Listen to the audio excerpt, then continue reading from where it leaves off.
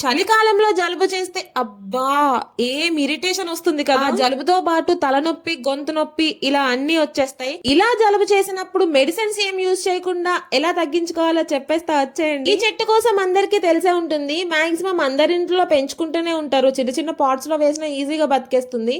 దీన్ని వామాకు అంటారు. చిన్న పిల్లల నుంచి పెద్దవాళ్ళ వరకు ఎవరికైనా ఈజీగా తగ్గిపోతుంది. వామాకు కోసం మోస్ట్లీ అందరికి తెలిసే ఉంటుంది. ఫ్రెష్ గా ఉన్న వామాకులు గుప్పడు వామాకులు తీసుకొని మంచిగా కడుక్కోవాలి. లేదు అంటే డస్ట్ చూసారా ఎంత కనిపిస్తుందో, డస్ట్ మొత్తం పోయేలాగా వామాకుల్ని సోక్ చేసుకుని కడుక్కోవాలి. దాని తర్వాత ఒక మిక్సీ జార్ తీసుకుని అందులో వాష్ చేసుకున్న వామాకులు, దాంతో పాటు ఒక హోల్ వెల్లుల్లిపాయి అండ్ కొన్ని మిరియాలు అండ్ కొంచెం అల్లం కూడా వేసుకోండి. ఇలా చిన్న చిన్న ముక్కలు కట్ చేసుకుని అల్లంతో పాటు 1 full spoon ఆఫ్ జీలకర్ర కూడా వేస్తున్నాను అండ్ కొంచెం సాల్ట్ కూడా వేసుకోండి.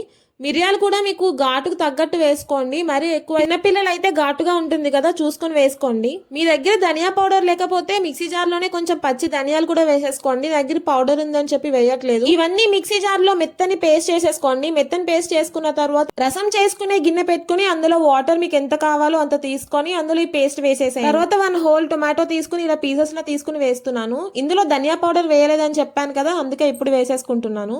టొమాటోస్ కూడా వేసుకొని ఒకసారి మంచిగా కలుపుకొని స్టవ్ పైన పెట్టేసుకోండి. వాటితో పాటు నిమ్మకాయ సైజ్ అంతా చింతపండు కూడా వేసుకోండి. మీరు వాము, జీలకర్ర అన్ని పేస్ట్ చేసినప్పుడు సాల్ట్ వేసుకోకపోతే ఇప్పుడు వేసుకోవచ్చు, నో ప్రాబ్లం. చింతపండు కూడా వేసిన తర్వాత ఇలా మిక్స్ చేసుకోండి ఒకసారి. హై ఫ్లేమ్ లో ఈ రసం ఒక బాయిల్ వచ్చిన తర్వాత సిమ్ చేసేసుకుంటే అది మరుగుతూ ఉంటుంది. గా మనం సాంబార్ చేసినంత సేపు ఇది మరగాల్సిన అవసరం లేదు. మోస్ట్లీ 10 to 15 minutes లో మనకి రసం అయితే రెడీ అయిపోతుంది. రసం రెడీ అయిందని ఎలా తెలుస్తుంది అంటే, టొమాటోస్ వేసాం కదా, ఆ టొమాటోస్ కొంచెం సాఫ్ట్ అయితే చాలు, స్కిన్ సపరేట్ అయ్యేలా ఉంటుంది చూసారా, అప్పుడు అది అయిపోయినట్టే. ఇలా ఉన్నప్పుడు కొంచెం షుగర్ వేస్తున్నాను నేను.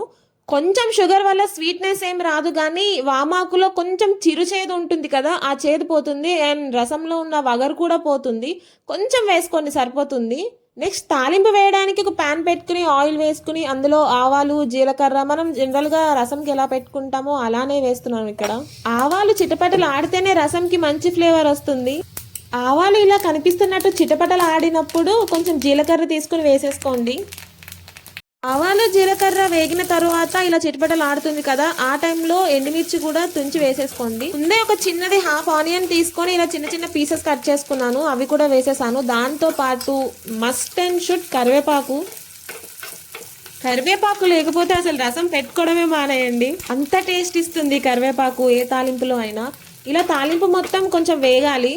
జనరల్గా మనం సాంబార్ అండ్ వేరే కర్రీస్లో వేసే తాలింపులా వేగడం కాదు, రసం తాలింపు కొంచెం మాడాలి, ఆ బ్రౌనిష్ కలర్ రావాలి ఆనియన్స్ అన్ని, అప్పుడే ఆ ఫ్లేవర్ అంతా రసంకి మంచిగా పడుతుంది. హై ఫ్లేమ్ లో పెట్టుకుని ఇలా తాలింపు వేసుకుంటే మాడిపోతాయి, మాడకూడదు, జస్ట్ బ్రౌనిష్ కలర్ లో అవ్వాలి అంతే.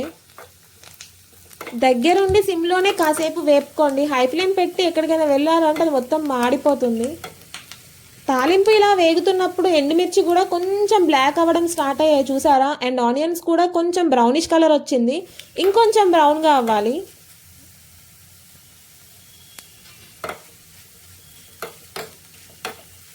కనిపిస్తున్నంత కలర్ వచ్చిన తర్వాత స్టవ్ ఆఫ్ చేసేసుకోండి. ఇలా వేడివేడిగా ఉన్నప్పుడే రసంలోకి తాలింపు వేసేసేయాలి. రసంలో తాలింపు వేసినప్పుడు ఈ సౌండ్ ముఖ్యం బిగిలు. తాలింపు రసంలో వేసేసిన తర్వాత ఒక 1 minute క్లోజ్ చేసేసేయండి. వేడి వేడి రైస్లో రసం వేసుకొని ఒక ఆమ్లెట్ పక్కన పెట్టుకుని తింటే ఉంటుంది. వెజ్ వాళ్ళు అయితే ఉప్పు మిరపకాయలు ఉంటాయి కదా, అవి వేయించుకుని తినండి, సూపర్ టేస్ట్ ఉంటుంది. సపరేట్ గా వేరే కూర కూడా ఏం అవసరం లేదు, అన్నం మొత్తం ఈ ఒక్క రసంతోనే తినవచ్చు, అంత కమ్మగా ఉంటుంది. That's it for video and follow for more.